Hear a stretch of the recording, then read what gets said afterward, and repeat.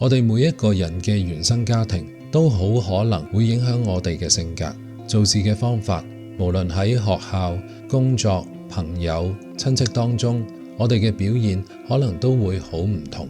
其實每一個國家、民族、唔同嘅社會上邊嘅群體都可能有一啲嘅潛規則，一種嘅理念叫做 social games， 我叫佢做社群氣質。呢一種嘅潛規則其實好影響我哋待人接物嘅態度，甚至乎價值觀嘅取向。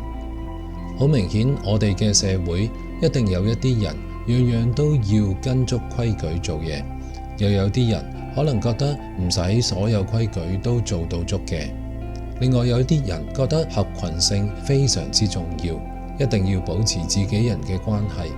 另外一邊廂亦有啲人完全唔中意合群，佢哋唔覺得需要顧及人哋嘅感受。跟足規矩嘅人就好似喺既定嘅方格上邊做事情，我哋叫做 high grid。重視合群性嘅人，我哋叫做 high group。如果我哋將 grid 同埋 group 畫成4格，我哋就好容易分辨到4種完全唔同嘅群體特性出嚟。嗰啲完全唔重視合群，又唔一定跟規則嘅人，我哋叫佢哋做 individualist。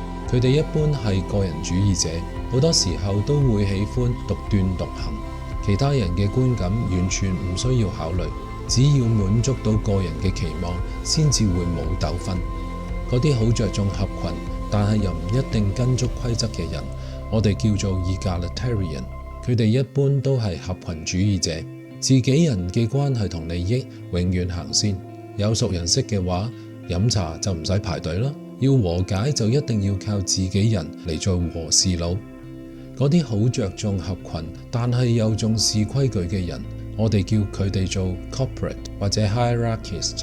佢哋一般都係企業主義者，跟足程序做所有嘅步驟，亦都會維繫整體利益嘅基礎底下做事。企業或者家族嘅形象一定要保住，只要按足程序做，就唔會有紛爭啦。再有一種群體，佢哋好講規則，但係又唔重視人與人之間嗰種嘅合群性，我哋叫做 authoritarian。佢哋一般都係獨裁主義者，佢哋好重視體制，但係同時間每個人嘅個人利益可能比合群更加重要。特點係只要最大話得是嗰個 OK， 大家就唔會有糾紛啦。其實我哋每一個原生家庭可能都可以劃分喺呢4個唔同主義取向嘅方格裏面。如果我問你嘅原生家庭屬於邊一種嘅特性，你會揀邊一種呢？喺我哋成長嘅路途上邊，呢一啲背景嘅培養都會正面或者負面影響我哋嘅工作生活、婚姻生活、社交生活等等。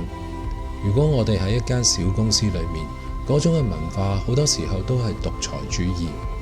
喺一啲銷售行先嘅公司裏面，好多時候都會係個人主義。喺一啲初創公司裏面，好多時候都會係兄弟班嘅合群主義。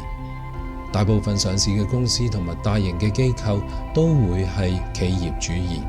假設你同埋你嘅配偶係嚟自唔同社群特性嘅家庭，互相之間嘅摩擦就一定會好多。因為大家對處事嘅着眼點都會好唔同，同家人同埋朋友嘅關係建立方式都會好唔同。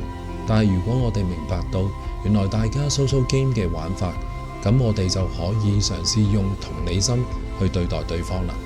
好多時人與人之間嘅衝突，其實都係因為呢一啲嘅潛規則，令到我哋冇辦法共融。